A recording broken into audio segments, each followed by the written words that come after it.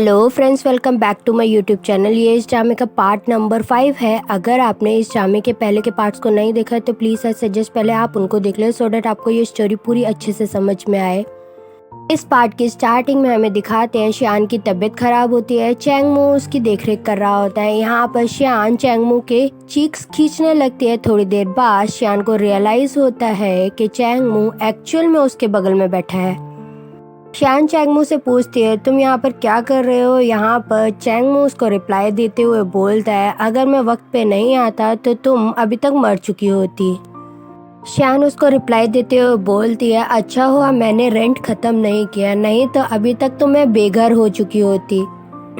इतना बोलते ही श्यान अपना फेस कवर करती है और वहाँ पर सो जाती है। वहीं पर दिखाते हैं कि चैंगमू श्यान का पूरा घर साफ कर रहा होता है। श्यान के जो फैंस होते हैं उन्होंने बहुत सारे कार्ड्स भेजे होते हैं श्यान को थैंक्स बोलते हुए। उसमें ये बता रखा होता है कि कैसे जब वो डिमोटिवेटेड फील करते हैं तो वो श्यान का व्लॉग पढ़ लेते हैं और ये सब चैंगमू पढ़ लेता है। अगले पल हमें दिखाते हैं श्यान के घर में जो मेडिकल बॉक्स होता है उसकी मेडिसिन सारी एक्सपायर हो चुकी होती है, तो चैंगमू उसके लिए न्यू मेडिसिन का बॉक्स लेके आता है। स्वीट का जो मैनेजर होता है वो और कोई नहीं बल्कि श्यान का क्लास मॉनिटर ही होता है, और जो उसके साथ एंट्री करती है स्वीट शॉप में वो और कोई नहीं बल्कि उसकी सिस्टर होती है। स्वीट का मैनेजर जो कि क्लास मॉनिटर भी है श्यान का, वो अपनी बहन से थोड़े बहुत बहस कर ही रहा होता है। भाई बहन में मस्ती चल ही रही होती है। थोड़ी देर बाद हमें दिखाते हैं कि क्लास मॉनिटर अपनी बहन को बोलता है, कल से तू मेरे साथ काम करेगी। यहाँ पर बहन उसको मस्का मारना शुरू कर देती है। दूसरी तरफ हमें सेकंड लीड्स को दिखाया जाता है जो कि पार्क में अपनी तू मैमक कर रहे होते हैं। वहीं दूसरी तरफ हमें श्यान को दिखाते हैं जो कि अपने नए दिन की शुरुआत कर रही होती है। सेकंड लीड्स के बीच में फाइटिंग शुरू हो जाती है कि कौन अच्छे से निशाना लगा सकता है। यहाँ पर हमारी जो फीमेल लीड होती है वो बहुत ही एग्जैक्ट निशाना लगाती है जिसे देखकर हमारा हीरो भी शॉक हो जाता है। इन दोनों के बीच में फाइटिंग मैच भी होता है। यहाँ पर भी हमारी फीमेल लीड जीत जाती है। यहाँ पर हमारा हीरो तो हमारी फीमेल लीड के ऊपर पूरी तरीके से फिदा हो जाता है। अगले पल हमें दिखाते हैं श्यान जो उसके ऊपर ब्लेम लगा होता है उसी को हटाने के लिए स्वीट शॉप में एंट्री ले रही होती है। वहीं पर दूसरी तरफ जो एम्प्लॉयज होते हैं चैंगमू के, वो ये सब देख लेते हैं। श्यान स्वीट शॉप की इन्वेस्टिगेशन कर ही रही होती है। वहीं दूसरी तरफ हमें दिखाते हैं एम्प्लॉयज भागते भागते चैंगमू के पास पहुंचते हैं और बोलते हैं श्यान और कहीं नहीं बल्कि स्वीट शॉप में एंट्री ले रही है। चैंगमू जब ये सारी बातें सुनता है तो और एम्प्लॉय श्यान के ऊपर बहुत अच्छे से शक करना शुरू कर देते हैं। वहीं दूसरी तरफ हमें दिखाते हैं चैंगमू स्वीट शॉप की तरफ भागना शुरू कर देता है। श्यान स्वीट शॉप के मैनेजर से टकरा गई होती है जब वो नोटिस करती है कि मैनेजर और कोई नहीं बल्कि उसका पास्ट में रह चुका क्लास मॉनिटर ही है। तो ये दोनों आपस में बात करना शुरू कर देते हैं। क्लास मॉनिटर से श्यान क्वेश्चन पूछना शुरू कर देती है। वो बोलती है, तुम अब्रॉड से पढ़ाई करके वापस कब आए? यहाँ पर क्लास मॉनिटर उसे रिप्लाई करते हुए बोलता है, मैं बाहर पढ़ने तो गया था मगर मैं वहाँ पर पढ़ाई पूरी नहीं कर पाया और वापस आ गया। यहाँ पर क्लास मॉनिटर पास्ट की बातें भी स्टार्ट कर देता है कि कैसे वो पास्ट में साथ साथ रहते थे। अगले पल हमें दिखाते हैं चैंगमू बहुत ज्यादा हड़बड़ी में स्वीट शॉप की तरफ भाग ही रहा होता है। वहीं पर क्लास मॉनिटर की जो सिस्टर होती है वो चैंगमू से टकरा जाती है और बोलती है, तुम्हें दिखाई नहीं देता है क्या?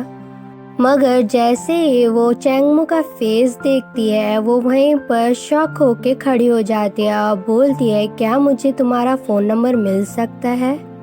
चैंगमू को लगता है कि उसने कॉफी से उसकी शर्ट खराब कर दी है इसलिए वो उसका नंबर मांग रही है। इसलिए वो बोलता है, तुम मेरी दुकान पे आके कभी भी इसका पेमेंट ले सकती हो। और इतना बोल के वो वहाँ से जाने लगता है, मगर वो लड़की चैंगमू को रोक लेती है और बोलती है, नहीं, मुझे नहीं पता है तुम्हारी शॉप कहाँ पर है, इसलिए तुम मुझे अपना नंबर देते जाओ। और इतने पे चैंगमू भी मान जाता है और उसे अपना नंबर दे देता है। अगले पल हमें दिखाते हैं शान की इन्वेस्टिगेशन चालू रहती है। यहाँ पर वो अपने क्लास मॉनिटर से डेजर्ट के रिलेटेड बहुत सारे क्वेश्चन पूछ रही होती है और चैंगमू बाहर आकर खड़ा हो जाता है। शान की भी नज़र चैंगमू से टकराती है और बोलती है, हो गया सत्यानाश, मैं पकड़ी गई। चैंगमू स्वीट शॉप के अंदर आ जाता है और वो बगल में शान के बैठ जाता है। यहाँ पर शान उसको इंट्रोड्यूस कराती है अपने क्लास मॉनिटर से और बोलती है, ये मेरे क्लास मॉनिटर हैं। चैंगमू भी अपने आप को इंट्रोड्यूस कराता है और क्लास मॉनिटर से बात करना शुरू कर देता है। यहाँ पर चैंगमू को समझ में आ जाता है ये और कोई नहीं बल्कि शान जिसको कन्फेस करना चाहती थी वही क्लास मॉनिटर सामने बैठा हुआ है। यहाँ पर चैंगमू को थोड़ी बहुत जलन होना शुरू हो जाती है। वहीं दूसरी तरफ हमें दिखाते हैं कि क्लास मॉनिटर की सिस्टर भी एंट्री ले चुकी होती है। उसको बहुत ज़्यादा अच्छा लग रहा होता है जब ये सब लोग साथ में बैठे होते हैं, तो वो भी साथ में बैठ जाती है। शान चैंगमू को बोलती है, अब हमें चलना चाहिए। यहाँ पर चैंगमू से बोलता है, नहीं नहीं, तुम्हें पूरी बात कर लेनी चाहिए, मैं सुन रहा हूँ तुम क्या बात करने आई थी। और इतना बोल के उसके बोलता है कि तुम बात कर सकती हो आराम से बैठकर। क्लास मॉनिटर अपने पास की बात शुरू कर देता है। यहाँ पर चैंगमू को समझ में नहीं आता है कि क्या बोले, इसलिए वो बोलता है कि मेरा बेटा इंतज़ार कर रहा होगा, हम लोगों को चलना चाहिए, उसे भूख लगी होगी। और इतना बोलकर शान को हाथ से पकड़कर वहाँ से खींच के लेके जाने लगता है। रूरू को अपना बेटा बताकर शान को इतने हक से वहाँ से ले जाने लगता है, तो इन दोनों को लगता है कि जरूर से ये दोनों मैरिड हैं। यहाँ पर सिस्टर अपने ब्रदर से पूछती है, आपको पता है कि ये दोनों मैरिड हैं कि नहीं। यहाँ पर उसका ब्रदर रिप्लाई करते हुए बोलता है, मुझे नहीं लगता इन दोनों की शादी हो चुकी होगी। चैंगमू शान को लेकर शॉप से बाहर आ जाता है। यहाँ पर शान उसे पूछने की कोशिश करती है कि तुम करना क्या चाहते हो। यहाँ पर चैंगमू उसी से क्वेश्चन पूछना शुरू कर देता है कि तुम क्या करना चाहती हो। चैंगमू बातों बातों में शान को बताता है जो रेसिपी उसकी चोरी हुई है वो किसी प्राइवेट अकाउंट से बेची गई है। यहाँ पर शान उसे क्लियर करते हुए बोलती है, मेरे पास कोई भी प्राइवेट अकाउंट नहीं है। शान इतना बोलकर वहाँ से जाने ही लगती है, तो चैंगमू उसे पीछे से रोकता है और बोलता है, मुझे लगता है तुम्हें वापस आ जाना चाहिए क्योंकि रूरू को तुम्हारी ज़रूरत है। और इतना बोल के वो उसे रोक लेता है। शान भी रूरू के बारे में पूछती है और पूछती है कि वो अब कैसा है, तो यहाँ पर रूरू का साथ लेते हुए बोलता है चैंगमू कि वो बिल्कुल भी सही नहीं है और अपनी आंट को बहुत ज़्यादा मिस करता है। चैंगमू शान को रूरू से मिलाने के लिए अपने शॉप पर ले आता है। यहाँ पर ये दोनों थोड़ी देर बात करते हैं और रूरू शान से क्वेश्चन करने लगता है कि आप घर वापस कब आओगी। रूरू को बहाना बनाते हुए बोलती है, अभी आंटी को बहुत इम्पोर्टेंट काम है, मैं जल्दी से जल्दी तुम्हारे पास आने की कोशिश करूंगी। और इतना बोलकर वहां से जाने लगती है। यहाँ पर चैंगमू उसे रोकना तो बहुत चाहता था मगर वो रोक नहीं पाता है। यहाँ पर हमें सेकंड लीड से मिलवाया जाता है। यहाँ पर वो चैंगयू से बोल रहा होता है, क्या तुम आज ऑफिस नहीं जा सकती हो, मुझे तुम्हारे साथ टाइम बिताना है। यहाँ पर चैंगयू उसे मना करती है और बोलती है मुझे ऑफिस जाना ज़रूरी है। यहाँ पर उसकी नौटंकी स्टार्ट हो जाती है और बोलती है मेरी तबीयत बहुत ज़्यादा ख़राब है, क्या तुम मेरे साथ रुक नहीं सकती हो। चैंगयू भी जिंगयान की ये सारी हरकतें समझ रही होती है। वहीं दूसरी तरफ हमें दिखाते हैं शान के पास उसकी बहन का कॉल आया होता है। यहाँ पर शान की बहन उसे सजेस्ट करती है, अगर तुझे चैंगमू इतना ज़्यादा पसंद है तो तू क्यों नहीं उसके पास वापस चली जाती है।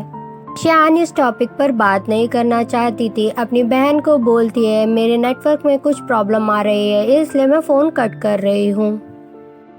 अगले पल का सीन दिखाते हैं चैंग मू किसी से माफ़ी कैसे मांगे। वो आर्टिकल पढ़ रहा होता और ये आर्टिकल और किसी ने नहीं बल्कि शिंगयान ने ही उसे सजेस्ट किया होता है। चैंग यू शियान से किसी और आईडी से फैन बन के बात करता है और उससे वही क्वेश्चन पूछता है कि अगर उसे किसी लड़की से माफ़ी मांगनी हो तो कैसे मांग सकता है। यहाँ पर शियान उसे आइडिया देती है। अगले पल हमें दिखाते हैं शियान को चैंग मू अपनी शॉप पर इनवाइट करता है और बोलता है हम तीनों एक डिज़र्ट बनाएंगे साथ में। शियान भी रूरू के कहने पर शॉप पे पहुंचे होते हैं। यहाँ पर डिज़र्ट बनके जब रेडी हो चुका होता है तो चैंग मू उस पर एक लाइन लिखकर बोलता है प्लीज़ घर पर वापस आ जाओ। रूरू चैंग मू के एफर्ट्स देखकर उसको हाँ बोल देती है और घर आने के लिए रेडी हो जाती है। यहाँ पर ये तीनों बहुत ज़्यादा एक्साइटेड हो जाते हैं और तीनों ही इंजॉय कर रहे होते हैं। जब रूरू और शियान की मस्ती चालू रहती है वहाँ पर दिखाते हैं कि चैंग मू गलती से शियान के सर के ऊपर हाथ रख देता है और वो उसे सहलाने लगता है जिसे रूरू भी देख रहा होता है। रूरू और शियान जब अपने अंकल की तरफ देखते हैं तो वो रूरू के भी बाल सहलाने लगता है। अगले पल हमें दिखाते हैं इन तीनों की मस्ती अभी भी चालू रहती है। यहाँ पर शियान इस मोमेंट को कैप्चर करने के लिए बोलती है। अगले पल हमें दिखाते हैं शियान घर पहुँच गए होते हैं। यहाँ पर घर पहुँचते ही वो फ्रिज पे जाती है और वहाँ से बोतल निकालकर पानी पीने ही लगती है। पीछे से चैंग मू आता है और वो भी बोतल निकालना चाहता था। यहाँ पर शियान फ्रिज का गेट खोल के ही पानी पी रही होती है और पीछे से चैंग मू आ जाता है।